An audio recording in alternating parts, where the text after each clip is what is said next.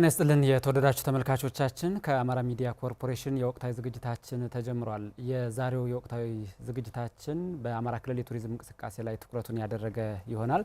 ለምናነሳቸው ሀሳቦች ደግሞ ምላሽና ማብራሪያ እየሰጡን ቆይታ ሊያደርጉ የአማራ ክልል ባህል ቱሪዝምና ስፖርት ቢሮ ኃላፊ አቶ መልካሙ ጸጋዬ ስቱዲዮአችን ተገኝተዋል። ከእሳቸው ጋር ሀሳቦችን እያነሳን ቆይታ እናደርጋለን። እስከ ዝግጅታችን ፍጻሜ ድረስ አብራችሁን እንድትቆዩ በአክብሮት ጋብዛለሁ። አቶ መልካሙ ለምናነሳቸው ሀሳቦች ምላሽና ማብራሪያ ሊሰጡን ስቱዲዮ ስለተገኙ እናመሰግናለን። እንኳን ደህና መጡ። እኔም አመሰግናለሁ። እንኳን ደህና ቆያችሁን።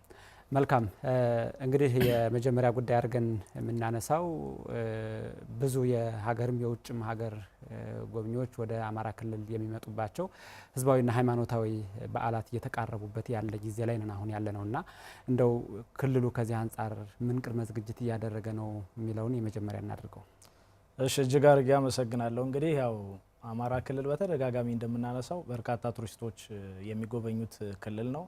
በርካታ መዳረሻዎችም ያሉት ክልል ነው። ከዚህ አንጻር በተለይም ባህላዊና ሃይማኖታዊ መዳረሻዎቻችን በዚህ ወር በድምቀት የሚከበሩ ነው የሚሆኑት። በተለይም ከታህሳስ 29 ጀምሮ እስከ ጥር መጨረሻ ድረስ በርካታ ሃይማኖታዊ ክብረ በዓላት በአደባባይ በድምቀት ይከበራሉ። እነዚህ በራሳቸው የቱሪዝም መዳረሻዎች ናቸው። በርካታ ቱሪስቶች ወደ ሀገር ይገባሉ፣ ወደ ክልላችንም ይገባሉ። ያው እንደሚታወቀው ደግሞ ጥምቀት በዩኔስኮ የተመዘገበ በዓል ነው።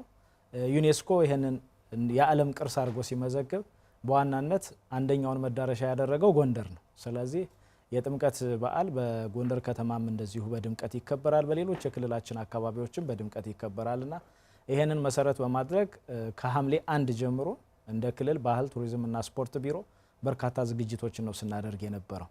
አንደኛውና የመጀመሪያው እነዚህ መዳረሻዎች አካባቢ ያሉ አገልግሎት ሰጪ ተቋማትን የማዘጋጀት በተለይም ጥራት ያለው አገልግሎት በመስጠት የሚመጣው ቱሪስት ተመችቶት ጎብኝቶ እንዲመለስ ከማድረግ አንጻር በርካታ ስራዎችን ነው ስንሰራ የነበረው።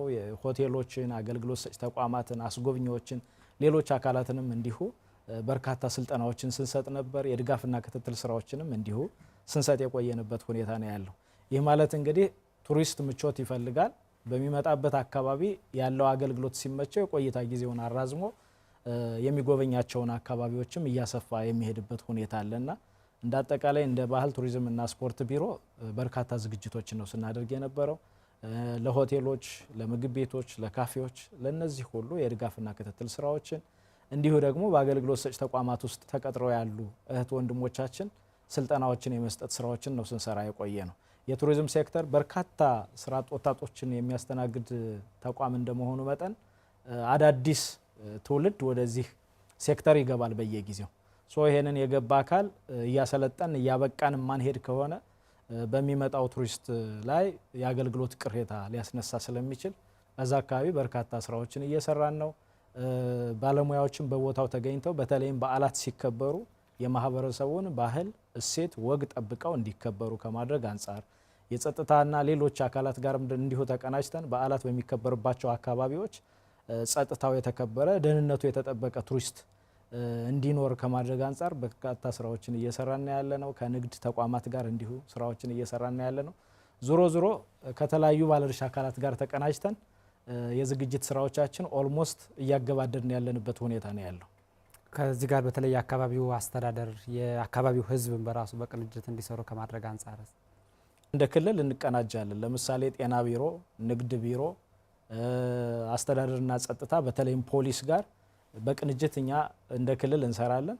በተዋረድ ደግሞ ሁሉም ተቋማት በዛው ልክ ነው የሚንቀሳቀሱት። ዞን ላይ ያለው ተቋም፣ ከተማ ላይ ያለው ተቋም፣ ወረዳ ላይ ያለው ተቋም፣ በዓላቱ የሚከበርባቸው አካባቢ ያለው አጠቃላይ ተቋምም እንደዚሁ የተለያዩ ባለድርሻ አካላትን አቀናጅቶ ነው ስራዎችን የሚሰራው። የኛ የድጋፍና ክትትል ዋናው ዓላማም እኛ ማዕከል ላይ ክልል ላይ በተቀናጀነው ልክ ወረዳ ላይ ከተማ ላይ በዓላቱ የሚከበርባቸው አካባቢዎች ላይ እንዲሁ ተቀናጅተው እየሰሩ ነው ወይ የሚለውን ነው። ከዚህ አንጻር ስንወስደው በተለይም የየአካባቢው አስተዳዳሪዎች ትኩረት ሰጥተው እየሰሩ ነው።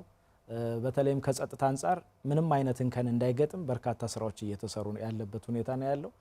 እኛም ይሄንን እንግዲህ እስከ መጨረሻው በዓሉ ተከብሮ እስኪጠናቀቅ ድረስ የድጋፍና ክትትል ስራዎቻችን አጠናክረን እንቀጥላለን። እንደው አሁን ያለው የክልሉ የሰላም ሁኔታ በተለይ ከቱሪዝም እንቅስቃሴው አንጻር እንዴት ነው የሚታየው? የቆየበትን የምናውቀው ነውና አሁን ያለው ሁኔታ እንዴት ነው? አሁን እንግዲህ እንደ ክልል ያለንበት ሁኔታ ይበል የሚያሰኝ ነው።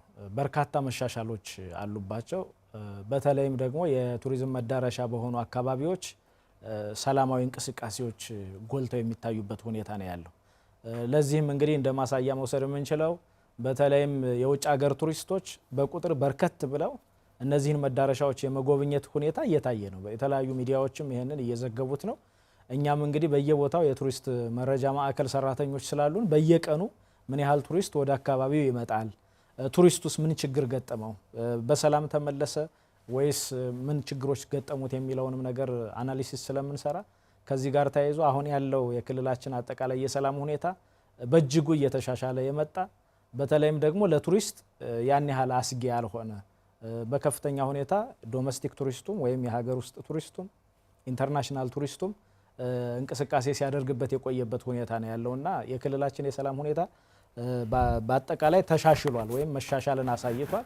ለዚህ እንደ ማሳያ ብንወስድ ከግሸን በዓል ጀምሮ እስካሁን ድረስ በርካታ ቁጥር ያለው ቱሪስት ወደ ክልላችን እየገባ ጎብኝቶ በሰላም እየተመለሰ ያለበት ሁኔታ ነው ያለውና የሰላሙ ሁኔታ በተወሰነ መንገድ የቱሪዝም እንቅስቃሴው ላይ ጫና ቢኖረውም አሁን እየተሻሻለ ስለመጣ ግን መልሶ የክልላችን ቱሪዝም መነቃቃትን እያሳየ ያለበት ሁኔታ ነው ያለው። ቱሪዝምና ሰላም ተነጣጥለው የሚታዩ አይደሉም። ከዚህ አንጻር የኢትዮጵያም ሌሎች ዓለማት ላይም ጭምር የቱሪስት ማዕከላት የነበሩ ዓለማት ላይም ከሰላም እጦት ጋር ተያይዞ ያለው ልምምድ ምን ይመስላል? ጥሩ ነው።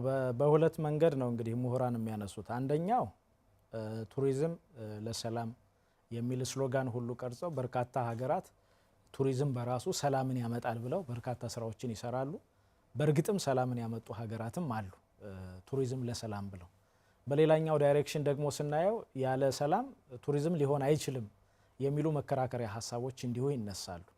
የዚህ መነሻው እንግዲህ ባለፉት ጊዜያት በተለይም ቱሪዝም አሁን በዓለም አደባባይ ጎልቶ ከመውጣቱ በፊት ቱሪስቶች ሃርድሺፑን ተቋቁመው ሀገራትን መጎብኘት በዛ ልክ የመንቀሳቀስ ሁኔታዎች ነበሩ። አሁን ግን ከዛ ወዲህ ስንመጣ በዓለም ደረጃ ያሉ በርካታ ቱሪስቶች የሚታየው ነገር ምቾትን ይፈልጋል ቱሪስት በባህሪው። ስለዚህ ለመዝናናት ነው የሚመጣ። ተዝናኖት በራሱ ቻሌንጅን አይፈልግም። ሰላም ወሳኝና አስፈላጊ ነው የሚሉ መከራከሪያዎችም አሉ። እንደ ሀገር እንግዲህ ሁለቱንም ይዘን ነው የምንሰራው። ለቱሪዝማችን መነቃቃት ሰላማችን ማስከበር ማስጠበቅ መቻል አለብን። አንድ ምክንያቱም ሀገራት ሰላም ሲሆኑ ነው በርካታ ቱሪስቶች ወደ ሀገራት የሚመጡት ሀገራችንም የሚጎበኙት የሚል መነሻን ወስደን በዛ ልክ መስራት አለብን። በሌላኛው ዳይሬክሽን ደግሞ ቱሪዝም ለሰላም፣ ምክንያቱም የቱሪዝም አንደኛው አድቫንቴጅ ህዝብ ለህዝብ ያቀራርባል። በተለይም ደግሞ በትርክት ተጠቂ ለሆነው የአማራ ህዝብ የአማራ ክልል ህዝብ እንደዚህ ቱሪስቶች አካባቢውን መጥተው በጎበኙ ቁጥር የሚፈጥረው አጠቃላይ የገጽታ ግንባታ እጅግ በጣም ከፍ ያለ ነው። ቱሪዝም ያለ ሰላም ሊሆን አይችልም። በተመሳሳይ ደግሞ ቱሪዝም በራሱ ሰላምን ለማምጣት የምንጠቀምበት ቱል ነው ብለን መውሰድ እንችላለን። ለምሳሌ ባለፉት ክረምት ወራት ያከበርናቸው ሻደይ፣ አሸንድዬ፣ ሶለል፣ እንግጫ ነቀላና ሌሎች በዓላት አሉ፣ የአደባባይ በዓላት። እነዚህ ማህበረሰቡን እርስ በርሱ እንዲገናኝ ያደረጉ ክብረ በዓላት ናቸው። እነዚህ በማህበረሰቡ መካከል ሰላም እንዲፈጠር አድርገዋል። ለምሳሌ አሁን ሻደይ፣ አሸንድዬን፣ ሶለልን ስናከብር በትግራይና በአማራ ክልል አዋሳኝ አካባቢ ማህበረሰቡ በአንድ ላይ ወጥቶ በዓላቱን በድምቀት አክብሯል። ይህ ምንድነው? በሁለቱ ክልሎች መካከል ያለውን የሰላም ሁኔታ ወደ ነበረበት ለመመለስ ልንጠቀምበት የምንችለው ቱል ነው ብለን መውሰድ እንችላለን። ስለዚህ ቱሪዝም ሰላምን ይፈጥራል ብለን መውሰድ እንችላለን። በሌላኛው ዳይሬክሽን ግን የክልላችን አጠቃላይ የሰላም ሁኔታ በተቀዛቀዘበት ወቅት ዓለም አቀፍ ቱሪስቱ በተለይ ቁጥሩ እጅግ በጣም አሽቆልቁሎ ነበር። ስለዚህ ለሰላም መስራት መቻል አለብን። ሰላም አጠቃላይ የክልላችን የቱሪዝም እንቅስቃሴ በከፍተኛ ሁኔታ ጎድቶታል። በርካታ የቱሪዝም ቤተሰብ እንግዲህ እንዲበተንም ሁሉ አድርጓል። በርካታ ተጽዕኖዎችንም ፈጥሯል። ስለዚህ ቱሪዝም የግድ ሰላምን ይፈልጋል። ደግሞ እንደ ሀገርም እንደ ክልልም ቱሪዝምን የሰላም ማምጫ መሳሪያ አድርገን ደግሞ መጠቀም መቻል አለብን የሚል ሁለት አይነት ሀሳቦች ናቸው ያሉት። እኛ ሁለቱንም ይዘን እየተንቀሳቀስን ያለ ነው፣ እየሰራን ያለ ነው። እንግዲህ ባለፉት ዓመታት በአማራ ክልል ላይ የነበረው ጦርነት ከጎዳቸው ዘርፎች መካከል አንዱ ቱሪዝም ነውና ምንድነው የደረሰው ኪሳራ በተለያዩ ዘርፎች ከቱሪዝም አንጻር? በርካታ ኪሳራ ደርሷል። አንደኛ ኢኮኖሚያዊ ኪሳራው ነው እጅግ በጣም ከፍ ብሎ የሚታየው። እንግዲህ እንደ ክልል በርካታ ሆቴሎች፣ ሪዞርቶች፣ አስጎብኚ ድርጅቶች፣ የትራንስፖርት ድርጅቶች አሉ። እነዚህ ድርጅቶች አስቀድሞ መተዳደሪያቸው ይሄ የቱሪዝም ዘርፉ ነበር። የቱሪዝም እንቅስቃሴው ሲቀዛቀዝ የነሱ የኢኮኖሚ ሁኔታም በከፍተኛ ሁኔታ ነው የተጎዳው። ቤተሰብ የተበተነባቸው አሉ፣ ሀገር ለቀው የተሰደዱ አሉ፣ ንብረት ሀብት የወደመባቸው አሉ፣ ያለባቸውን እዳ መክፈል የተሳናቸው ሆቴሎች፣ ሪዞርቶች አሉ። ምክንያቱም ወደ ኢንቨስትመንት ሲገቡ አጠቃላይ ከባንክ ጋር በማስተሳሰር ከሌሎች አበዳሪ ድርጅቶች ጋር ሀብት በማሰባሰብ ነው እነዛን ሆቴሎች፣ ሪዞርቶች የገነቧቸው። ስለዚህ የሰላሙ ሁኔታ በከፍተኛ ሁኔታ ሲጎዳ በዛ እንቅስቃሴ ውስጥ የሚገኘው አጠቃላይ ፋይናንስ እየቀነሰ ነው የመጣው። ይህ እነዚህን አካላት በከፍተኛ ሁኔታ ጎድቷል። ለባንክ የሚመልሱት እስኪያጡ ድረስ ነው ችግር ውስጥ የገቡት። ከዚህ በተጨማሪ ሰራተኞችን ወደ መቀነስ ነው የገባው። እንግዲህ በርካታ ስራ አጥ ወጣት በእነዚህ ሴክተሮች ገብቶ አገልግሎት ይሰጣል። ነገር ግን ይሄ የሰላሙ ሁኔታ እነዚህ እንቅስቃሴዎች በመገታታቸው ምክንያት በርካታ ስራ አጥ ወጣቶች እንዲፈጠሩ ነው ያደረገው። ሆቴሎች ሰራተኞቻቸውን መቀነስ ጀመሩ። ሪዞርቶች ሰራተኞቻቸውን መቀነስ ጀመሩ። አስጎብኚ ድርጅቶች ኦልሞስት ከስራ ወጡ። ምግብ አብሳዮች፣ በቅሎ ሳቢዎች፣ በዚህ በቱሪዝም ሴክተሩ የሚሳተፈው ሁሉም አካል እንዳጠቃላይ በኢኮኖሚ ረገድ ከፍተኛ ጉዳት ነው የደረሰበት። ከዚህ በተጨማሪ ይሄ ግጭት በመፈጠሩ የመዳረሻ ልማት ስራዎቻችን እንዲተጓጎሉ ተደርጓል። በተለይ አሁን ብንወስድ በሰሜኑ የሀገራችን አካባቢ በነበረው ግጭት ደሴ አካባቢ በተለይም ደቡብ ወሎና ደሴ አካባቢ፣ በዚህ ወደ ሰሜን ጎንደር አካባቢ፣ ደቡብ ጎንደር አካባቢ በርካታ የቱሪዝም ማዕከላት ውድመት ደርሶባቸዋል፣ ጉዳት ደርሶባቸዋል። ለምሳሌ የደሴ ሙዚየምን በቅርቡ ነው አድሰን ጠግነን ለአገልግሎት ክፍት ያደረግ ነው። እንዲህም ሆኖ ግን በግጭቱ ወቅት የወደሙ በርካታ ቅርሶች አሉ። ስለዚህ ግጭት በራሱ በርካታ መዳረሻዎቻችን የጎዳብን። አሁን የይስማ ንጉስ ሙዚየም እንግዲህ በሀገራችን አጠቃላይ አድዋን ሊዘክር የሚችል ትልቅ ሙዚየም ነው። ይሄ ሙዚየም ከአገልግሎት ውጭ እንዲሆን ነው የተደረገው። ተሰባብሮ በክልሉ መንግስት በጀት ነው የተገነባው። ይሄንንም መልሰን ለመጠገን አሁን እንቅስቃሴ ውስጥ ነው ያለ ነውና እንደ አጠቃላይ በርካታ የቱሪዝም መዳረሻ ቦታዎቻችን ላይም ውድመት ደርሷል። የቱሪዝም ፋሚሊውም እንዲበተን አድርጎታል ብለን መውሰድ እንችላለን። ችግር ውስጥ ነው እንዲገቡ ያደረጋቸው። በተለይም አስጎብኚ ድርጅቶች ላይ ያሉ ባለሙያዎች፣ አስጎብኚ ባለሙያዎች፣ በዛ ዘርፍ ውስጥ ያሉ አጠቃላይ በሴክተሩ ውስጥ የተሰማሩ ነጋዴዎች ሳይቀር ከፍተኛ ጉዳት፣ ከፍተኛ ኪሳራ ነው ያስተናገዱትና ግጭቱ የክልላችን ቱሪዝም በከፍተኛ ሁኔታ ጎድቶታል። ቱሪዝሙን ብቻ አይደለም የክልላችን አጠቃላይ ጂዲፒም ጎድቶታል፣ የሀገርንም እንዲሁ በተመሳሳይ ማለት ነውና ይሄ ግጭቱ ቱሪዝሙን ብቻ አይደለም። ቱሪዝም ደግሞ በሰራህ ልክ የሚከፍልክ ሴክተር ነው። ለምሳሌ ከሊስትሮ ጀምሮ እስከ ከፍተኛ የሆቴል ባለቤት፣ የሪዞርት ባለቤት ድረስ በርካታ ማህበረሰብ ነው በቱሪዝም ዘርፍ ወይም ሴክተር የሚሰማራ። ይሄ ኃይል ነው ኢኮኖሚካሊ እንዲመታ የተደረገውና አጠቃላይ ግጭቱ ከፍተኛ ውድመትን አስከትሏል። ቱሪዝም ከተሰጠው ትኩረት አንጻር አሁን ቢሮ በክልሉ የተሰጠውን ትኩረት የሚመጥን ስትራቴጂ ስልት ነድፎ ከመስራት አንጻር ምንድነው እያደረገ ያለው? አንደኛውና ትልቁ ነገር ቱሪዝም እንደ ሴክተር ከፍተኛ ትኩረት የተሰጠው ሴክተር ነው። በፌዴራል መንግስትም እንደ አጠቃላይ እንደ ብልጽግና ፓርቲም ትኩረት የተሰጠው ዘርፍ ነው ቱሪዝም።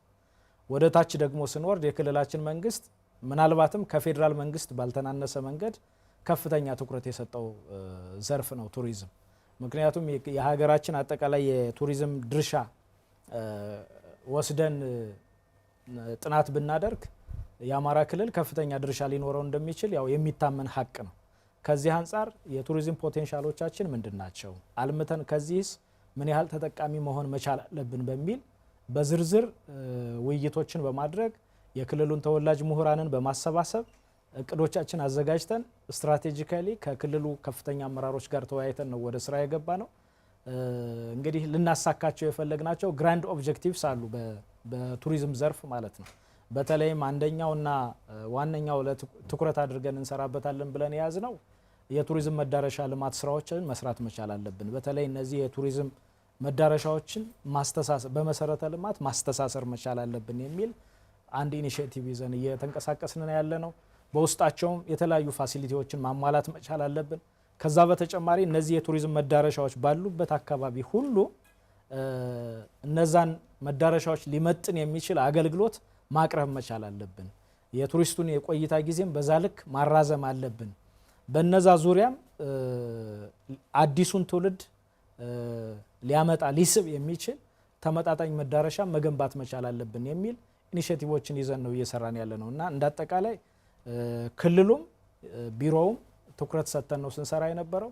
እቅዳችንም ስናዘጋጅ በተለይም የ25 ዓመት አሻጋሪ እቅዱን የ5 ዓመት ስትራቴጂክ እቅዱን ስናዘጋጅ በርካታ የቱሪዝም ዘርፍ ምሁራንን አሰባስበን በርካታ ውይይቶችን አድርገን ነው ወደ እቅድ ፋይናላይዝ ወደ ማድረግ የመጣ ነውና በዚህ ረገድ የክልላችን ከፍተኛ አመራሮችም ከፍተኛ ድጋፍ ነበራቸው።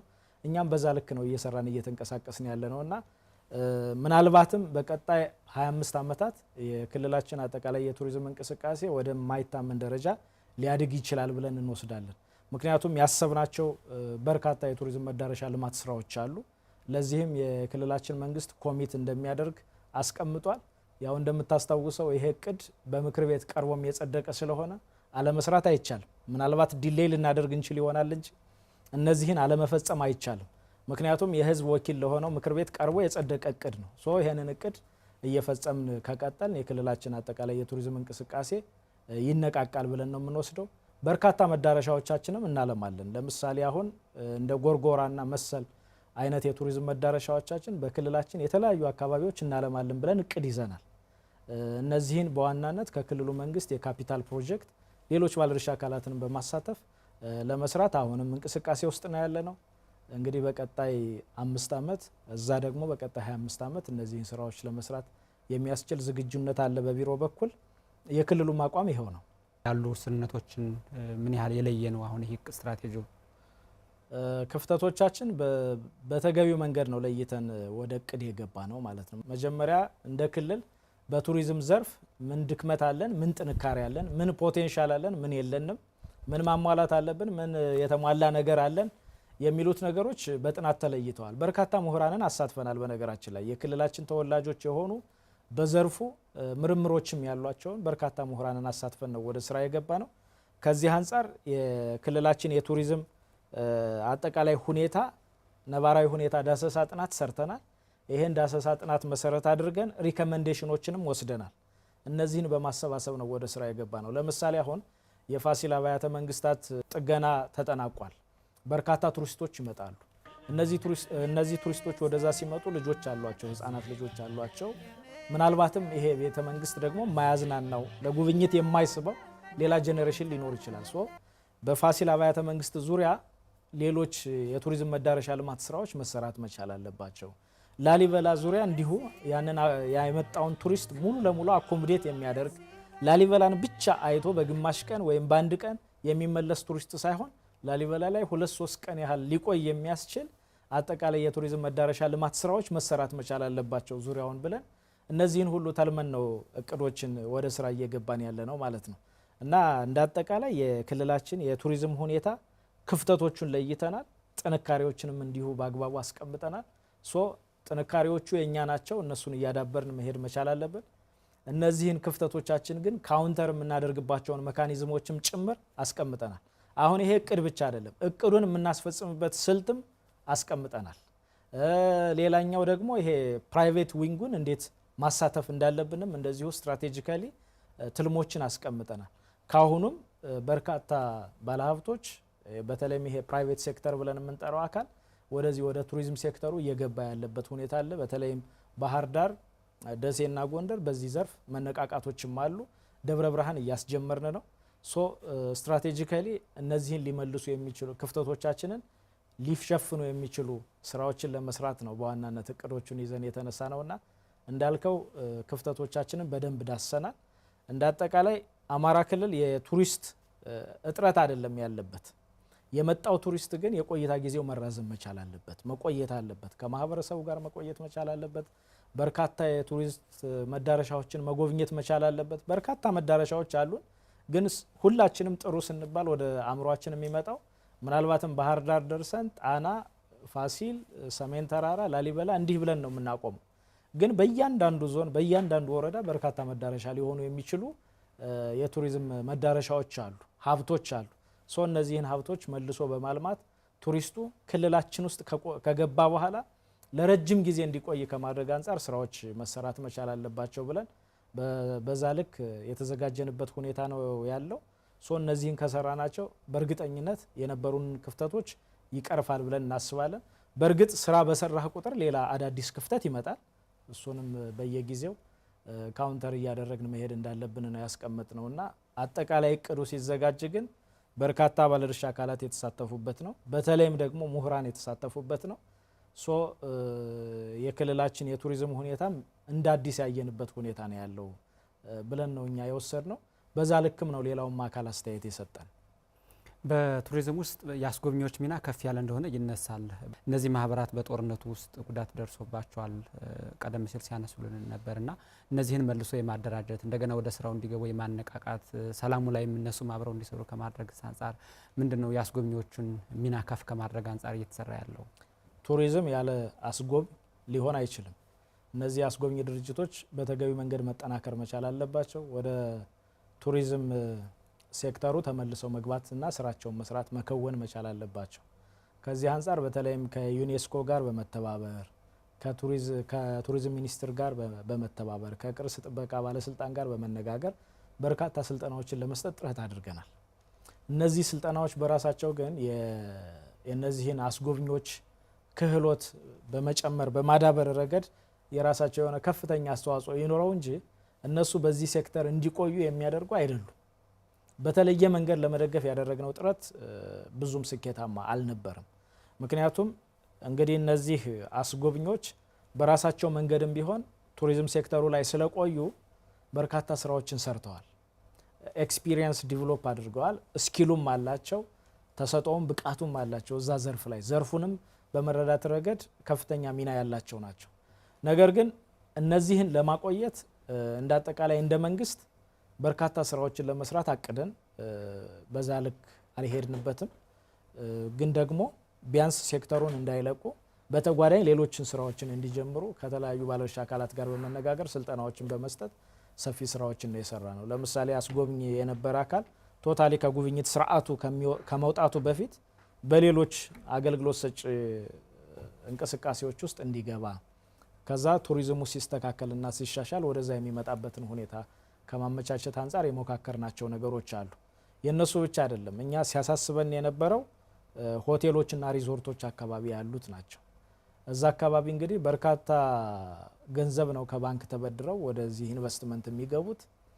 የቱሪዝም እንቅስቃሴው ሲቀዘቅዝ ተመላሽ ገንዘብ ያጣሉ፣ እጃቸው ላይ ያጣሉ። እዛ አካባቢም የነበረውን ችግር ከክቡር ርዕሰ መስተዳድሩም ጋር በመነጋገር ብሔራዊ ባንክ፣ ሌሎች ባንኮችም አስተያየት እንዲሰጡበት ከማድረግ አንጻር የወለድ እፎይታ እንዲያገኙ ጥረት ሲደረግ ነው የነበረው። የተወሰኑት ላይ ተሳክቶልናል።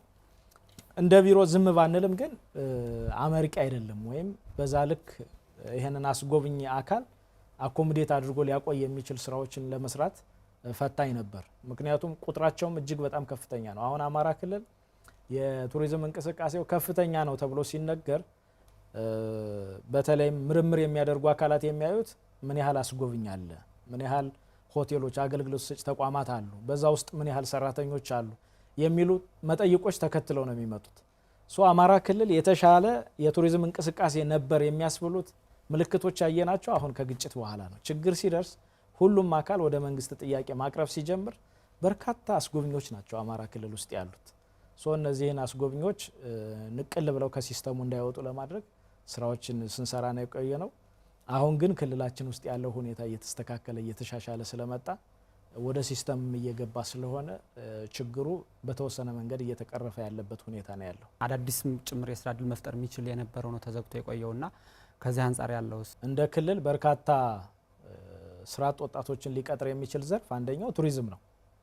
በተለይም እነዚህ አገልግሎት ሰጪ ተቋማት በርካታ ወጣቶችን የሚቀጥሩ ናቸው። የነዚህ ደግሞ በጣም ሲግኒፊካንት ከፍ ያለ የኢኮኖሚ አድቫንቴጅ የሚኖረው ምንድነው? አቨሬጅ የሆነው የማህበረሰብ ክፍል አኮሞዴት የሚያደርጉ ናቸው። ሃይ ሌቭል የሆነውን ሳይሆን ለምሳሌ 10ኛ ክፍል 12ኛ ክፍል ያጠናቀቀ በዲፕሎማ ሌቭል ግራጁዌት ያደረጉ ልጆችን አኮሞዴት የሚያደርጉ ነው ይሄ የሰርቪስ ሴክተሩ። ከዚህ አንጻር በርካታ ወጣቶችን ሊይዝ የሚችል ሴክተር ነው።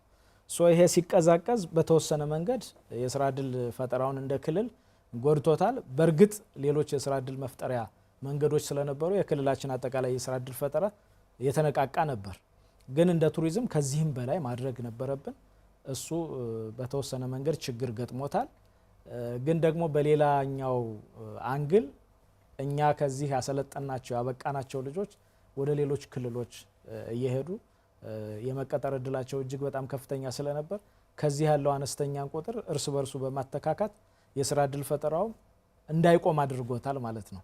ምክንያቱም እዚህ ስራ ሲቀዘቅዝ ክህሎት ያላቸው አቅም ያላቸው ሰርቪሱ ላይ ለረጅም የቆዩ ባለሙያዎች በዛ ዘርፍ ያሉት ወደ ሌሎች ክልሎች ወደ ሌሎች አካባቢዎች የመሄድ እድል አግኝተዋል። ሶ ሌሎችን እንደገና መልሶ አሰልጥኖ ወደ ሲስተሙ በማስገባት ረገድ የተወሰነም ቢሆን የስራ እድል ፈጠራ እንቅስቃሴው ላይ የራሱ የሆነ አበርክቶ አለው። ግን የቱሪዝም እንቅስቃሴው ሆሊስቲክሊ እያደገ ካለመምጣቱ ጋር ተያይዞ በርካታ ቁጥር ይጠበቅብናል። በርካታ ስራ እድል ግን ተፈጥሯል ብዬ እኔ አላምንም። ግን ደግሞ ጅማሮዎች አሉ ብለን መውሰድ እንችላለን። የአማራ ክልል የቱሪዝም መዳረሻ ቦታዎች እንግዲህ ነባር የሚባሉ የቱሪዝም መዳረሻ ቦታዎች አሉ። እንግዲህ አዳዲስ እየተገነቡ ያሉ መዳረሻዎችም አሉና እነዚህን ለቱሪስቱ ለዓለም አቀፉም ለሀገር ውስጥም ለቱሪስቶች ከማስተዋወቅ አንጻር ምን ስራ ነው እየተሰራ ያለው? በጣም ጥሩ። አንደኛው እና መሰረታዊ ነገር እንግዲህ የፕሮሞሽንና ማርኬቲንግ ስራ ነው። ቱሪዝም ውስጥ ያለን ሀብት ካላስተዋወቅ ወይም ያንን ፕሮዳክት ለሚገዛ አካል በተገቢ መንገድ ኮሚኒኬት ማድረግ ካልቻልክ ቱሪስት ወደ ሀገርህ ወደ ክልልህ ወደ ቱሪዝም መዳረሻ ቦታው ሊመጣ አይችልም። ሶ ከዚህ አንጻር እኛ በሀገር ውስጥ ሚዲያዎችም በውጭ ሀገር ሚዲያዎችም በርካታ የፕሮሞሽን ስራዎችን ለመስራት እቅድ ይዘን ስንንቀሳቀስ ነው የቆየ ነው። በሀገር ውስጥ በተሻለ መንገድ ሄደናል። አሚኮን ጨምሮ ሌሎች በርካታ ሚዲያዎች በክልላችን ውስጥ ያሉ የቱሪዝም መዳረሻዎችን አስተዋውቀዋል ብለን እንወስዳለን። በእርግጥ ካለን ሀብት አንጻር እንዲሁ የተለመዱትን ሀብቶች ብቻ የማስተዋወቅ ነገር እንዳለ ይሰማኛል። ነገር ግን ከዛም ከፍ ብሎ ያልታወቁ ነገር ግን የቱሪስት መዳረሻ ሊሆኑ የሚችሉ ሌሎች ፕሮዳክቶችን በማስተዋወቅ ረገድ ግንባር ቀደም ሚናውን ይዞ እየተንቀሳቀሰ ያለው አሚኮ ነው። ሌሎች ሚዲያዎችም ግን ይህንን እንዲያደርጉ እንጠብቃለን። ከነሱም ጋር እየተነጋገርን ያለንበት ሁኔታ ነው ያለው። ከዛ ውጭ ግን ሌሎች ሚዲያዎችን ሮይተርስ፣ ቢቢሲ፣ አልጀዚራ ሌሎች ሚዲያዎችን አፕሮች ለማድረግ ጥረት አድርገናል።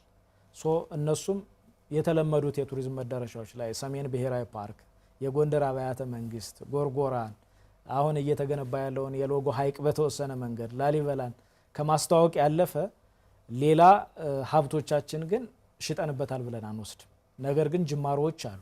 በርካታ የማስታወቂያ ስራዎችን በተለያዩ የሚዲያ አማራጮች ሰርተናል። ከዚህ በተጨማሪ የተለያዩ ፕላትፎርሞች አሉ። ለምሳሌ ፌስቡክ አለ፣ የቢሮአችን ቪዚት አማራ አለ፣ አማራ ካልቸር ኤንድ ቱሪዝም ቢሮ ገጽ አለ። በእነዚህም ፕሮሞት የማድረግ ስራዎችን ሰርተናል። ቲክቶከሮችን እና ሚዲያ ኢንፍሉዌንሰሮችን እንዲሁ ጠርተን እነሱ ፕሮሞት እንዲያደርጉ እንዲሁ በርካታ ስራዎችን ነው ስንሰራ የቆየ ነው። ግን ካለን ሀብት አንጻር አሁንም ቢሆን በቂ አይደለም ብለን ነው የምንወስደው። ግን ጅማሮዎች አሉ። ስትራቴጂካሊ ቢሮ የሚሰራው አንዱ ቁልፍ ነገርም ይሄው ነው። በተለይም እነዚህ ባህላዊ ክዋኔዎችን ፕሮሞት አድርገን ቱሪስቱ መጥቶ የዛ አካል እንዲሆን ከማድረግ አንጻር በርካታ ስራዎች መስራት ይጠበቅብናል እንደ ቢሮ። ከዛ አንጻር የጀማመርናቸው ስራዎች አሉ፣ ውጤታማም ናቸው ብለን እንወስዳለን። የተለያዩ ሚዲያዎች አፕሮች ያደርጉናል። እነሱንም በተገቢ መንገድ ምላሽ በመስጠት የአካባቢያችን የቱሪዝም ሀብቶች ፕሮሞት እንዲደረጉ እንቅስቃሴዎች እያደረግን ያለንበት ሁኔታ ነው ያለው።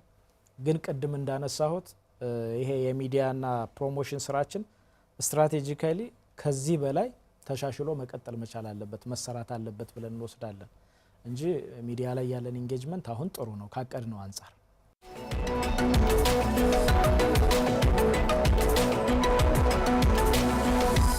የተወደዳችሁ ተመልካቾቻችን እየተከታተላችሁ ያላችሁት ከአማራ ሚዲያ ኮርፖሬሽን የወቅታዊ ዝግጅታችን ነው። የአማራ ክልል የቱሪዝም ጉዳይን እያነሳን ቆይታ እያደረግን ያለ ነው። ከኛ ጋር ስላላችሁ እናመሰግናለን። ቆይታችን አሁንም ይቀጥላል። አቶ መልካሙ እንግዲህ በእናንተ ቢሮ ከሚሰሩ ስራዎችም ባሻገር በፌዴራል የቱሪዝም ሚኒስቴርን ጨምሮ ሌሎችም በዲፕሎማሲም ጭምር የቱሪዝም ስራዎች ይሰራሉና በአገር አቀፍ ደረጃም አማራ ክልል ያሉ የቱሪስት መዳረሻ ቦታዎች ልዩ ትኩረት ተሰጧቸው የሀገሪቱ ስትራቴጂክ አካል ሆነው እንዲሰሩ ከማድረግ አንጻር ምንድነው እየተከናወነ ያለው? ያው እኛ ከቱሪዝም ሚኒስቴር ጋር በቅርበት ነው የምንሰራው። ቱሪዝም ሚኒስቴርም በእጁ ይዞ ሊያስተዋውቃቸው ከሚገቡ ሀብቶች መካከል አብዛኛዎቹ ሀብቶች የሚገኙት አማራ ክልል ነው ብለን መውሰድ እንችላለን። እነዚህ ሀብቶች በተገቢው መንገድ እንዲተዋወቁ ከማድረግ አንጻር ስራዎችን እየሰራን ያለ ነው ከቱሪዝም ሚኒስቴር ጋር። በተለይም ኢትዮጵያ እንግዲህ በርካታ ኤምባሲዎች በተለያዩ የዓለም ሀገራት አሏት። ከ41 በላይ ኤምባሲዎች አሉ። በእነዚህ ኤምባሲዎች ውስጥ የአማራ ክልል የቱሪዝም ሀብቶች እንዲተዋወቁ ከማድረግ አንጻር ከቱሪዝም ሚኒስቴር ጋር በመቀናጀት ስራዎችን ጀምረናል፣ እየሰራን ያለ ነው። በተለይም እነዚህን የቱሪዝም ሀብቶቻችን የተለያዩ መጽሔቶችን በማሳተም ብሮሸሮችን በማሳተም ኤምባሲዎችን ወይም የኢትዮጵያን የውጭ ግንኙነት ወይም ዲፕሎማሲዋን በሚመጥን መንገድ በማዘጋጀት እነሱን ዲስፓች ለማድረግ ጥረቶችን እያደረግን ነው። ከአሁን በፊትም እንደዛ አይነት ስራዎችን ሰርተናል። ምክንያቱም በየቦታው ያሉ ኤምባሲዎች አንደኛውና ትልቁ ስራቸው ሀገራቸውን ማስተዋወቅ ፕሮሞት ማድረግ ነው። አማራ ክልል ደግሞ የፌዴሬሽኑ አካል ነው፣ የሀገር አካል ነው። ስለዚህ እዚህ ያሉትን የቱሪዝም መዳረሻዎች በተገቢ መንገድ እንዲተዋወቁ ከማድረግ አንጻር ስራዎችን እንሰራለን። በእኛ በኩል ቱሪዝም ሚኒስቴርም ከፍተኛ ስራዎችን ነው የሚሰራው። ምንጊዜም የኢትዮጵያ የቱሪዝም ሀብቶች ሲጠቀሱ እነ ላሊበላ፣ ፋሲል፣ አሁን ደግሞ ጣና፣ ሌሎች የቱሪዝም መዳረሻዎች ሳይተዋወቁ ሊሆን አይችልም። ስለዚህ ከቱሪዝም ሚኒስቴር ጋር በቅንጅት ነው በርካታ ስራዎችን የምንሰራው። በነገራችን ላይ እነዚህን ፕሮሞት በማድረግ ብቻ ሳይሆን የዴስቲኔሽን ዲቨሎፕመንት ስራ ላይ ከቱሪዝም ሚኒስቴር ጋር በመቀናጀት በርካታ ስራዎችን እንሰራለን። አማራ ክልል ውስጥ አሁንም የተጀመሩ እየተሰሩ ያሉ በርካታ ስራዎች አሉና እኛ ከቱሪዝም ሚኒስቴር ጋር በደንብ ተግባብተን እየሰራን ያለ ነው። የአማራ ክልል ላይ ያለው በተለይ ከጦርነቱ ጋር ተያይዞ ቱሪስቱ ላይ ያለው የስጋት አዚም እንዲለቅም አሁን ያለውን የሰላም ሁኔታውን በተመለከተ መጥቶ መጎብኘት የሚችሉበትን ሁኔታ በተመለከተ ተከታታይ መረጃ ከመስጠት አንጻር ምንድነው እየተሰራ ያለው? እኛ በየጊዜው ምን እናደርጋለን? ቱሪዝም ሚኒስቴር ብሪፊንግ ይሰጣል ለተለያዩ አካላት፣ በተለይም ለውጭ ድርጅቶች ዩኔስኮን ጨምሮ ለተለያዩ አካላት ብሪፊንጎችን ይሰጣል። በዚህ ብሪፊንግ ውስጥ አንደኛው የሴኩሪቲ አፕዴት መረጃዎችን እንቀያየራለን ከተለያዩ አካላት ጋር ማለት ነው። መረጃውን ከሚፈልጉ አካላት ጋር ይህንኑ መረጃ እንሰጣለን። በዚህ ረገድ አሁን ያለንበት ሁኔታ እጅግ በጣም የተሻሻለ ነው። በዚህ በህዳርና በጥቅምት ወር ብቻ በርካታ የውጭ ሀገር ቱሪስቶች ክልላችን ጎብኝተዋል። አንዳንዶቹ ይህንን ፊገር ወይም ይህን ዴታ ሲያዩ ፓራዶክስ ነው የሚሆንባቸው። ሪሊ ሰላም ናችሁ አይደላችሁም? በሰላም በዚህ መንገድ የሚገለጽ ከሆነ በርካታ ቱሪስት ወደ ክልላችን እየመጣ ስለሆነ አሁን ያለው ሁኔታ እጅግ በጣም ሰላም ነው፣ የተለወጠ ነው። በተለይም ዓለም አቀፍ ቱሪስቱ ጋር የሚደርስ ምንም አይነት ጫና የለም። ስለዚህ እንደ ክልል አሁን ያለው ሁኔታ እጅግ በጣም የተሻሻለ ነው። በርካታ የውጭ ሀገር ቱሪስቶችም እንግዲህ ወደ ክልላችን እየመጡ ነው፣ እያየናቸው ነው። አብዛኛዎቹ ከአዲስ አበባ የሚነሱ አውሮፕላኖች እኮ ቱሪስቶችን ይዘው ነው እየተመላለሱ ያሉት። ወደ ላሊበላ፣ ወደ ባህር ዳር፣ ወደ ጎንደር በርካታ ቱሪስት ነው እየመጣ ያለውና አጠቃላይ ያለው የክልላችን ሁኔታ እጅግ በጣም ተሻሽሏል። መረጃ ለሚፈልጉ አካላትም በየጊዜው ነው መረጃ የምንሰጠው። ኤምባሲዎች ይደውላሉ፣ ለኤምባሲዎችም መረጃ እንሰጣለን። በእርግጥ ኤምባሲዎች ሰላም ነው ብለው ለመናገር ፖለቲካሊ የሀገራቸው የፖለቲካ አቋም የሚወስነው ይሆናል። ነገር ግን በተናጠል የሚመጡ በርካታ ቱሪስቶች አሉ፣ የሀገራቱ ተወላጆች ከሩቅ ምስራቅም ከአሜሪካም ከዩሮፕም ከሌሎች አካባቢዎችም በርካታ ቱሪስቶች እየመጡ እያየን ነው፣ እያገኘናቸው ነው። ስለዚህ አሁን ያለው የክልላችን የሰላም ሁኔታ እጅግ በጣም ተሻሽሏል፣ ተነቃቅቷል። ከዚህ በተጨማሪ ግን በተለይ የሀገር ውስጥ ቱሪስቱ ደግሞ በምንም ሁኔታ ውስጥ ሆኖ እንቅስቃሴውን አላቆመም። ይሄም መወሰድ መቻል አለበት። አሁን አንዳንድ ጊዜ ሚዲያ ላይ ወጥተን የቱሪስት ቁጥሩን ስንናገር በዚህ ግጭት እንደዚህ ሆኖ እንደዛ ሆኖ ይሄን ያህል ቁጥር እንዴት መጣ የሚል በርካታ የማህበረሰብ ክፍል አለ። ነገር ግን በክልላችን አይደለም አሁን ተሻሽሎ ሰላም በሆነበት ወቅት ይቅርና በግጭት ውስጥ እንኳን ሆነ የሀገር ውስጥ ቱሪስቱ በተለያዩ የቱሪስት መዳረሻ አካባቢዎች ይመጣ ነበር። በርካታ ቱሪስት አሁንም ክልላችን ሲጎበኝ ነው የቆየው፣ አሁንም እየተጎበኘ ነው ያለው። ለምሳሌ ባለፉት 2 እና 3 ዓመታት ወደ ግሸን የሚመጣው ቱሪስት በተወሰነ መንገድ ቀንሷል እንጂ ቱሪስት አልቀርም። ግሸንን ሲጎበኝ ነበር። ላሊበላም በተመሳሳይ ሌሎች አካባቢዎችም በተመሳሳይ እና እንደ አጠቃላይ የክልላችን አጠቃላይ የሰላም ሁኔታ አሁን እጅግ በጣም ተሻሽሏል። ይሄንን እንግዲህ መጥቶ ማየት ይጠይቃል። በርካታ የመንግስት ከፍተኛ ኃላፊዎች ወደ ክልላችን እየመጡ ነው። በርካታ ኢቨንቶችን ከፍ አድርገን አዘጋጅተን ያጠናቀቅንበት ጊዜ ነው ያለው። ለምሳሌ ባለፈው የሀገራዊ ምክክር ኮሚሽን ያዘጋጀው መድረክ ባህር ዳር ላይ ከፍተኛ የማህበረሰብ ክፍሎች በተገኙበት ነው ያንን ጉባኤ የተደረገው። እነዚህ እንደ አጠቃላይ ለኤምባሲዎች የሚያስተላልፉት መልእክት አለ። ይሄን ያህል ህዝብ በዚህ መንገድ ከተሰበሰበ ተወያይቶ ተመልሶ ወደ ቦታው ከሄደ ክልሉ ሰላም ነው የሚል መልእክት ያስተላልፋል። እኛ ከዚህ ስለሆን ሰላም መሆኑን እናውቃለን። ግን ውጭ ሆኖ ለሚመለከተው በተለይም ደግሞ ማህበራዊ ሚዲያ ላይ ብቻ መረጃዎችን ለሚሰበስብ አካል እነዚህ ዋቢ ሆነው ሊወሰዱ ይችላሉ። እንግዲህ እንደ ክልል አሁን ያለንበት ሁኔታ በተለይም የቱሪዝም መዳረሻዎች አካባቢ ፍጹም ሰላማዊ የሆነ እንቅስቃሴ ነው ያለው። በዚሁ አጋጣሚ ቱሪስቶች ወደ ክልላችን መጥተው ቢጎበኙ ምንም አይነት የሰላም ችግር አይገጥማችሁም፣ ኖ አማራ ክልልን ጎብኙ ማለት ነው የምፈልገው። በእኛ በኩል እስካሁን ድረስ ሪፖርት የተደረገ ችግር የለም። በተለይም የኢንተርናሽናል ቱሪስቱ ላይ እንደው አሁን የሚመጡ ቀደም ብለን ያነሳናቸው ሃይማኖታዊና ህዝባዊ በዓላት ላይም ጭምር ያለውን ሀቅ ማስረጃ አድርጎ እና ማነቃቂያ አድርጎ ለመጠቀምስ ምንድነው እየሰራ ያለው ባህል ቱሪዝም ቢሮ?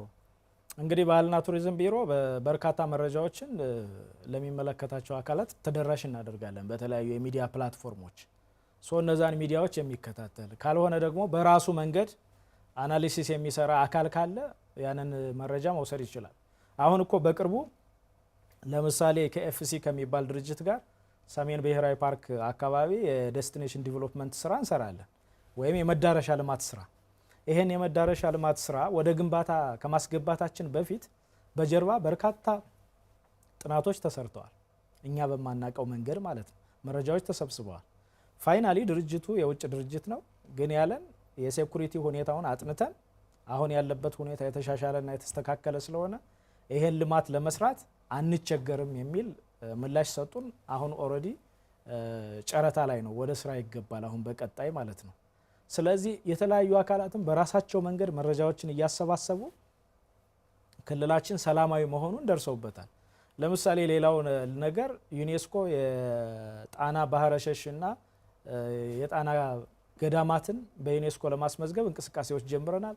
ሰነዶችን አዘጋጅተን ኖሚኔሽን ፋይሉ አልፏል በዩኔስኮ። የሰላም ሁኔታው ያሰጋኛል ብለው ለአንድ ወር አራዘሙት። ፋይናሊ በራሳቸው መንገድ ግን የክልሉን ሁኔታ ጥናት ሲያደርጉ አሁን ባለበት ሁኔታ ክልሉ ላይ የትኛውንም አይነት ስራ ለመስራት የሚያግደን ነገር የለም። ስለዚህ በቅርቡ መተን የምዝገባ ስራችን እናጠናቀቃለን አሉ። የተለያዩ ባለድርሻ አካላት እኛ በምንላቸው ብቻ ሳይሆን በራሳቸው መንገድ ቢሆን አሁን የክልሉን የሰላም ሁኔታ እየተሻሻለ መምጣቱን እያረጋገጡ ያለበት ሁኔታ ነው ያለው። ከነዚህ ተቋማት ጋርም እኛ በቅንጅት እየሰራን ያለንበት ሁኔታ ነው ያለውና በእኛ በኩል መረጃዎችን እንሰጣለን። የክልላችን ሚዲያዎች መረጃዎችን ይሰጣሉ። አገር አቀፍ ሚዲያዎች እንዲሁ መረጃዎችን ይሰጣሉ። ጄኒውን የሆኑ ኢንተርናሽናል ሚዲያዎችም መረጃዎችን ይሰጣሉ፣ ጄኒውን የሆኑት ማለት ነው። ስለዚህ በዛ ልክ አሁን ያለንበት ሁኔታ እጅግ በጣም የተሻሻለ ነው። በተለይ ደግሞ የቱሪዝም መዳረሻዎቻችን አካባቢ ፍጹም ሰላማዊ እንቅስቃሴ አለ። በአሁኑ ወቅት ጎንደር ብንሄድ ሰላማዊ እንቅስቃሴዎች አሉ። ወደ ራስ ደጀን ብንሄድ አሁን በርካታ ቱሪስቶች ናቸው ደርሰው የሚመለሱት። መንገድ ላይ የተወሰኑ ችግሮች ነበሩ። እሱን ከሀገር መከላከያ ሰራዊት ጋር ከክልላችን የጸጥታ ኃይል ጋር በመቀናጀት አስተካክለናል። አሁን ላሊበላ አካባቢ አሁን ሰላማዊ እንቅስቃሴ ነው ያለው። ሌሎች ከተሞቻችን አካባቢም እንዲሁ ሰላማዊ እንቅስቃሴ ስላለ አሁን ባለንበት ሁኔታ በቱሪዝም እንቅስቃሴው ላይ ተጽዕኖ የሚያሳድር የጸጥታ ችግር የለብንም ብለን ነው የምንወስደው። ቱሪዝም የብዙ አካላትን መቀናጀት የሚጠይቅ ዘርፍ ነው እና በተለይ አሁን ከመሰረተ ልማት ግንባታ ጋር የተያያዙ የሚመለከታቸው ተቋማት ይኖራሉ። አገልግሎት ዘርፍ ላይ የሚሰሩ ተቋማት አሉ። ሌሎችም ቱሪዝሙ ላይ የሚያርፍባቸው ቦታዎች ላይ የሚሰሩ ሌሎች ተቋማት አሉ እና ተቋማትም የቱሪዝም ጉዳያቸው አድርገው እንዲሰሩ ከተቋማት ጋር ተቀናጅቶ የመስራቱ ነገር እንዴት ነው? እንግዲህ እሱ ላይ እኛ ጥረቶችን እናደርጋለን። ግን ማንኛውም አካል መውሰድ ያለበት ቱሪዝም የቱሪዝም ቢሮ ብቻ አድርጎ መውሰድ የሚቻል አይደለም። ሁሉም አካላት የኔ ነው ብለው ሊወስዱት የሚችል ዘርፍ ነው ቱሪዝም። የሁሉም ዘርፍ የሆነ የተለያዩ ባለድርሻ አካላት ሊሳተፉበት የሚችል ዘርፍ ነው ቱሪዝም። ስለዚህ ከዚህ አንጻር እኛ ከዩኒቨርሲቲዎች ጋር ክልላችን ካሉ ሴክተር ተቋማት ጋር እንዲሁም ከሌሎች አካላት ጋር በቅንጅት ለመስራት ጥረቶችን እናደርጋለን። ማህበራት አሉ፣ ለምሳሌ አስጎብኝ ማህበራት አሉ፣ ከነሱ ጋር በቅንጅት እንሰራለን። ምግብ አብሳዮች አሉ፣ ምክንያቱም ቱሪስቱ በሚሄድበት ዴስቲኔሽን አካባቢ ለዕለት ምግብ አብስለው የሚሰጡ አሉ። በቅሎ ሳቢዎች አሉ፣ እዛ አካባቢ ታሪክ ነጋሪዎችም አሉ። በሚሄዱበት አካባቢ ታሪክ ነግሮ ዳቦ ቀምሶ የሚያደር ሁሉ አለ እና እንዳጠቃላይ ቱሪዝም በርካታ ዜጎችን ነው በአንድ ላይ ይዞ ወይም አኮሚዴት አድርጎ የሚሄድ ዘርፍ ከመሆኑ ጋር ተያይዞ የተለያዩ ባለድርሻ አካላትም በዛ ልክ መቀናጀት መቻል አለባቸው። ለምሳሌ የክልላችን ፖሊስ ለቱሪዝም ለብቻው የራሱ የፖሊስ ዲፓርትመንት አለው፣ የቱሪዝም ፖሊስ የሚል ማለት ነው። ከንግድ ቢሮ ጋር በቅንጅት ነው የምንሰራው። ምክንያቱም ቱሪዝም በራሱ የንግድ እንቅስቃሴ ስለሆነ ያለ ንግድ ቢሮ ምንም አይነት ስራ መስራት መቻል አንችልም። ከኢንቨስትመንት ቢሮ ጋርም እንሰራለን። ምክንያቱም በርካታ ሎጂዎች፣ ሆቴሎች፣ አገልግሎት ሰጪ ተቋማት ወደ ኢንቨስትመንት ሲመጡ ከኢንቨስትመንት ጋር ተቀናጅተን ነው እኛ እነዚህን ስራዎች የምንሰራው። ሌሎች በርካታ ተቋማት ለምሳሌ የጤና ቢሮ ወደፊት እንደውም የሄልዝ ቱሪዝም ላይ በስፋት መስራት አለብን ብለን ስትራቴጂካሊም እየተንቀሳቀስንበት ያለንበት ሁኔታ ነው ያለው። ስለዚህ በዛ ዘርፍም እንሰራለን። አግሪካልቸር በራሱ ግብርና ቢሮም እንዲሁ ከትምህርት ቢሮ ከሌሎችም አካላት ጋር በቅንጅት ነው የምንሰራው። በተለይም ትምህርት ቢሮ አሁን እንዳጠቃላይ ያለውን የሀገራችን የጉብኝት አመለካከት ለማሳደግ ትምህርት ቤቶች ላይ ነው የምንሰራ። በርካታ ሀገር ክበባት ያሉት ትምህርት ቤት ላይ ነው። በየተቋማቱም እነዚህ ማህበራትና ክበባት ሊፈጠሩ ይገባል። ምክንያቱም ማህበረሰቡ የጉብኝት ባህሉ እየዳበረ መምጣት መቻል አለበት። ሁልጊዜ የውጭ ቱሪስት ብቻ እየጠበቅን መሄድ መቻል የለብንም። ትውልዱ ከቦታ ቦታ እየተዘዋወረ ታሪኩን፣ ባህሉን፣ ወጉን፣ ያለውን ቅርስ ሀብቱን ማወቅ መቻል መረዳት አለበት። ይህንን ሲያውቅ ነው እንግዲህ እንደ አጠቃላይ በተለይ ሪጂናል ኢንቴግሪቲያችንም ማጠናከር የምንችለው አብሮነትም እየዳበረ የሚመጣው አንዱ የአንዱን መዋዋስ የጋራ ማድረግም የሚመጣው በዛ መንገድ ነውና ከዛ አንጻር ከትምህርት ቤቶች ጋር እንሰራለን፣ ከተለያዩ ተቋማትም ጋር ስራዎቻችን እንሰራለን እና እንደ አጠቃላይ ቱሪዝም አንድ ቢሮ ብቻ ቁጭ ብለን የምንሰራው አይደለም። በርካታ ሴክተሮችን አሳትፈን በርካታ የማህበረሰብ ክፍሎችን አሳትፈን የምንሰራው ነው። ለምሳሌ አንድ ቱሪስት ሲመጣ አንድ ኪዮስክ ውስጥ ገብቶ ማስቲካ ሊገዛ ይችላል። እዛ ላይ አዌርነስ መፍጠር መቻል አለብን። አጠቃላይ የቱሪዝም ኮንሴፕት ሊገባው ይገባል። ያ ነጋዴ አፕሮች ማድረግ አለብን። የሚመጣውን ቱሪስት ሁሉ በተገቢው መንገድ ይዘን መሸኘት መቻል አለብን። በራሱ ያኛው ፕሮሞሽን ስለሚሆንና ከሁሉም አካል ጋር ከሁሉም ሴክተር ጋር ተቀናጅተን የምንሰራው ስራ እንጂ እንዳጠቃላይ እንደ ቢሮ ብቻችን ቁጭ ብለን የምንሰራው ስራ እንዳልሆነ ይገባናል። በዛ ልክ ነው የምንረዳው። እንቅስቃሴዎቻችንም በዛ ልክ የታሰቡ ናቸው። ቢሮው እስከ ወረዳ ድረስ ሰፊ መዋቅር ያለው ሰፊ የሰው ኃይል የያዘ ቢሮ ነው እና የእናንተ መዋቅር እስከ ወረዳ ያለው መዋቅር በራሱ ቱሪዝም የገባው እንዲሆን ከማድረግ አንጻር የሰው ኃይሉን ከማሰልጠን አንጻር ምንድን ነው እየተከናወነ ያለው? በተቻለ አቅም እንግዲህ እንደ ቢሮ በርካታ የስልጠና መርሃ ግብሮችን እያዘጋጀን ስልጠናዎችን ለመስጠት ጥረት እናደርጋለን። በዚህ አመት እንኳን ብቻውን ከ1100 በላይ የሚሆኑ ባለሙያዎቻችን በተለያዩ ማዕከላት ስልጠናዎችን ለመስጠት ጥረት አድርገናል። አንደኛውን ማዕከል ምስራቅ አማራ አካባቢ ደሴ አድርገን፣ ሌላኛውን ደግሞ ባህር ዳር፣ አንዳንድ ጊዜ ደግሞ የቱሪዝም መዳረሻ ያለባቸው አካባቢዎች ላሊበላ፣ ጎንደር፣ ባህር ዳር አድርገን ስልጠናዎችን ለመስጠት ጥረት አድርገናል። በየጊዜው ያለውን ባለሙያ አፕዴት እያደረግን እያነቃቃን ካልሄድን በዙሪያው ያለውን ማህበረሰብ ስለ ቱሪዝም የሚኖረውን ግንዛቤ ከፍ በማድረግ ረገድ ሚና አይኖረንም ማለት ነው። ስለዚህ እነሱን በማሰልጠን ረገድም ስራዎች አሉ። ወደፊቱም ከተለያዩ ባለድርሻ አካላት ጋር ሆነን ስልጠናዎችን ለመስጠት እቅዶችን ይዘን እየተንቀሳቀስን ነው ያለ ነው። በተለይም ከቱሪዝም ሚኒስቴር ጋር ቱሪዝም ማሰልጠኛ ኢንስቲትዩት ይባላል። ከኢንስቲትዩቱ ጋር በመሆን እንደገና ደግሞ ሌሎች ባለድርሻ አካላትን በጎ አድራጊ ግለሰቦችንም ጭምር በማሳተፍ ስልጠናዎችን እንሰጣለን። ይህ ብቻ አይደለም። ሆቴሎች የራሳቸውን የመስተንግዶ ባለሙያዎች የሆቴል ስራ አስኪያጁን ጨምሮ የስልጠና መድረክ እነሱ ያዘጋጃሉ። እኛ ባለሙያ ሰጥተን ባለሙያው ስልጠናውን ይሰጣል። የስልጠና ወጭ ሳይኖርብን ባለሙያ ብቻ ልከን እነዚህ ስልጠናዎች ሁሉ ለመስጠት ጥረት እናደርጋለን። ግን እዚህ ላይ ምን አይነት ቻሌንጅ ይገጥመናል? በየጊዜው የሰለጠነ ባለሙያ ተርኖቨሩ እጅግ በጣም ከፍተኛ ነው። ከሰለጠነ በኋላ በተለይም ደግሞ ሰርቲፋይድ ካደረግነው ወደ ሌላ አካባቢ ሄዶ የራሱን አድቫንቴጅ የሚወስድበት ሁኔታ አለ። ኦፍ ኮርስ እንደ ሀገር እንደ ክልል ስንወስደው ይሄ እንደ ችግር ሊጠቀስ ይችል ይሆናል። ነገር ግን ደግሞ ሰርቪሱ ላይ የሚመጣውን መሻሻል ኤክስፔክት አድርገን ሰርተን በቀጣይ ዓመት መሻሻሎችን ስናጣ ትንሽ በየጊዜው ስልጠናዎችን መስጠት እንዳለብን የምንወስድበት ሁኔታ አለና ቻሌንጁ ይሄ ነው እንጂ ስልጠና በመስጠት ረገድ ከፍተኛ የሆነ ሚናዎችን ወስደን ነው እየሰጠን ያለ ነው። ቱሪዝም ካለው ማህበራዊ ኢኮኖሚያዊ ሚና አንጻር የሁሉም ሰው ህይወት ላይ የመድረስ እድል አለው እና ሁሉም ደግሞ ለዛ መስራት ለቱሪዝም አምባሳደር ከመሆን አንጻር ምን ይጠበቃል? ሁላችንም የቱሪዝም ሀብቶቻችን ወይም የሀገራችን አምባሳደሮች ነን። ሀገራችን ደግሞ የምትገለጸው በተለይም በቱሪዝም ሀብቶቿ ነው ብለን መውሰድ መቻል አለብን ብዬ አስባለሁ። ለምሳሌ ትልቁ የሀገራችን አየር መንገድ የኢትዮጵያ አየር መንገድ ላንድ ኦፍ ኦሪጂንስ ተሸክሞ ነው በየሀገራት የሚዞረው። ኢትዮጵያ ላንድ ኦፍ ኦሪጂንስ ናት ብሎ ቱሪዝምን ፕሮሞት እያደረገ ነው የሚንቀሳቀሰው ማለት ነው።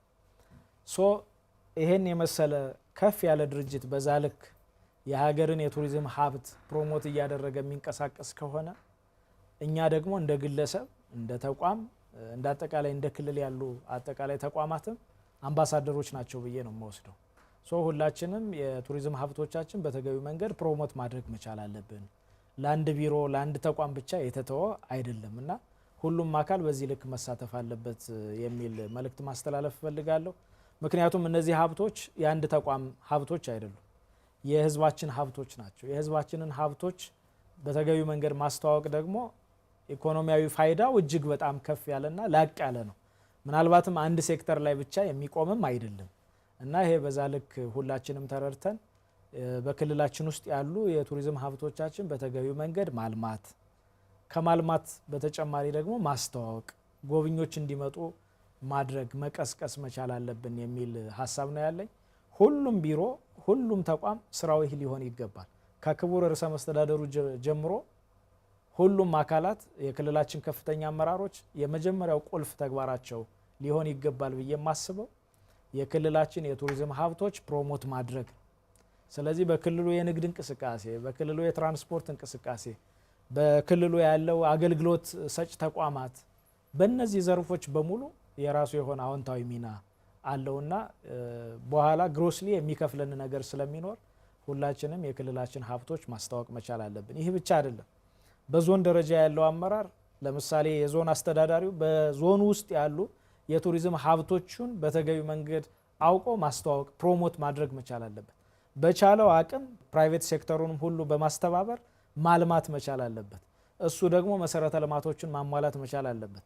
በወረዳ ያለው የወረዳው አስተዳዳሪም በተመሳሳይ በወረዳው ያሉ የቱሪዝም ሀብቶችን በተገቢ መንገድ ማልማት ማስተዋወቅ መቻል አለበት። በዚሁ አጋጣሚ አንድ የዞን አስተዳዳሪ ምናልባት እኛ ከክልል ተነስተን እስክንሄድ ድረስ በዞኑ ውስጥ ያለውን የቱሪዝም መዳረሻ አያውቀውም ነበር። እንዲህ አይነት ሁኔታዎች ያሉበት ሁኔታ ስላለ ሁላችንም በንቃት ሀብቶቻችን ማወቅ መቻል አለብን። ደግሞ አማራ ክልል ያሉ የቱሪዝም መዳረሻዎች ከታሪክ ጋር ከማህበረሰቡ ባህል ጋር ከማህበረሰቡ እሴት ጋር የተቆራኙ ናቸው። እነዚህን ባስተዋወቅን ቁጥር የማህበረሰባችን እሴት፣ የማህበረሰባችን አጠቃላይ ፍልስፍና፣ እውቀት፣ የማህበረሰባችን ታሪክ የምንዘክርበት ከመሆኑ ጋር ተያይዞ ለማህበረሰቡ ከፍተኛ የሆነ አስተዋጽኦ ይኖረዋልና ሁላችንም በዛ ልክ ማስተዋወቅ ማስረዳት መቻል አለብን የሚል መልእክት ነው ማስተላለፍ የምፈልገው። የአማራ ክልል ባህል ቱሪዝምና ስፖርት ቢሮ ኃላፊ አቶ መልካሙ ጸጋዬ ስቱዲዮአችን ተገኝተው ከቱሪዝም ጋር የተያያዙ ጉዳዮችን እያነሱ ቆይታ ስላደረጉ እጅግ አድርጌ አመሰግናለሁ። እሺ፣ አመሰግናለሁ። እኔ የተወደዳችሁ ተመልካቾቻችን ከአማራ ሚዲያ ኮርፖሬሽን የወቅታዊ ዝግጅትን ስትከታተሉ ቆይታችኋል። የቱሪዝም ጉዳይን እያነሳን ነው ቆይታ ያደረግነው። ዘመኑ ታደለ ከመላው የስቱዲዮ ባለሙያዎች ጋር ከእናንተ ጋር ቆይታ አድርጊያለሁ። ለአብሮነታችሁ እናመሰግናለን። ጤና ይስጥልን።